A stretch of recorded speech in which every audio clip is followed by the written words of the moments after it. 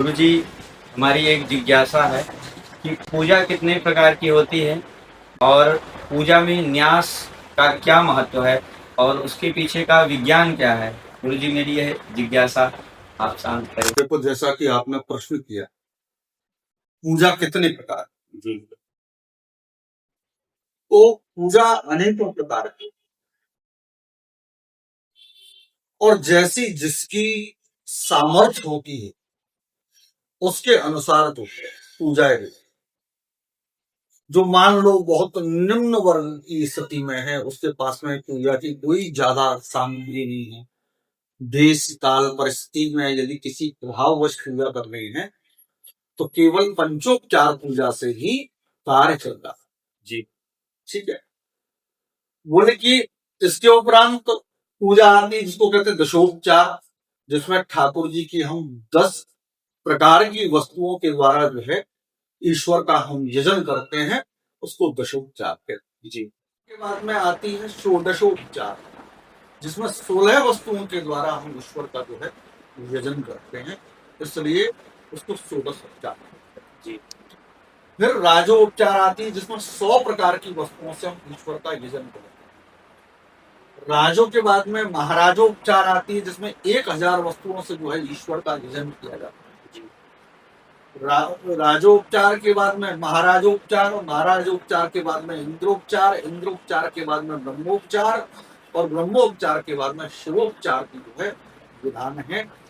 और जैसे जैसे विधान बढ़ते जाते हैं वैसे ही वैसे वस्तुओं की जो संख्या है जी। वो बढ़ती जाती है और पूजा का विस्तार होता हुआ चला जाता है।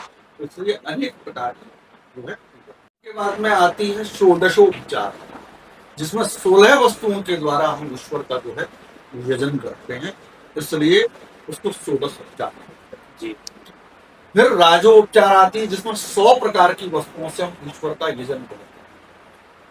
राजों के बाद में महाराजोपचार आती है जिसमें 1000 वस्तुओं से जो है ईश्वर का यजन किया जाता है। जी। राजोपचार के बाद में महाराजोपचार और महाराजोपचार के बाद में इंद्रोपचार, इंद्रोपचार के बाद में ब्रह्मोपचार और ब्रह्मोपचार के बाद में शिवोपचार की जो है विधान है। और जैसे जैसे विधान बढ़ते जाते हैं वैसे ही वैसे वस्तुओं की जो संख्या है जी। वो बढ़ती जाती है और पूजा का विस्तार होता हुआ चला जाता है। इसलिए अनेक प्रकार की जो है। दूसरा आपने प्रश्न किया न्यास। न्यास का मतलब होता है स्थापित करना। ठीक है, क्या स्थापित करना है न्यास के द्वारा? न्यास के द्वारा अपनी ऊर्जा को अनंत ब्रह्मांड के अंदर में स्थापित करना है।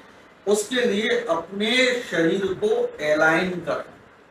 वो शरीर आपका जो एलाइन होगा, व्यवस्थित होगा, वो न्यासों के द्वारा होगा। जैसे अंगन न्यास करते हैं तो ये पांचों जो उंगली हैं ये पंच तत्व को जो का प्रतिनिधित्व करती है। तो जब हम करन्यास करते हैं तो एक एक उंगलियों का जब मिलान करते हैं, मिलान करके जब न्यास करते हैं तो यानी कि हमारे अंदर जो पंच महाभूत हैं और उन बीज के द्वारा, उस मंत्र के बीजों के द्वारा क्या करते हैं कि हम अपने पंच महाभूत को ठीक तरीके से व्यवस्थित करते हैं। फिर हृदयादि न्यास आ गया। हृदय इत्यादि ये चक्र इत्यादि हैं, इन चक्रों के द्वारा जो है अपने आप को ब्रह्मांड के अंदर समाहित कर देने का नाम ही, प्रक्रिया का नाम ही न्यास।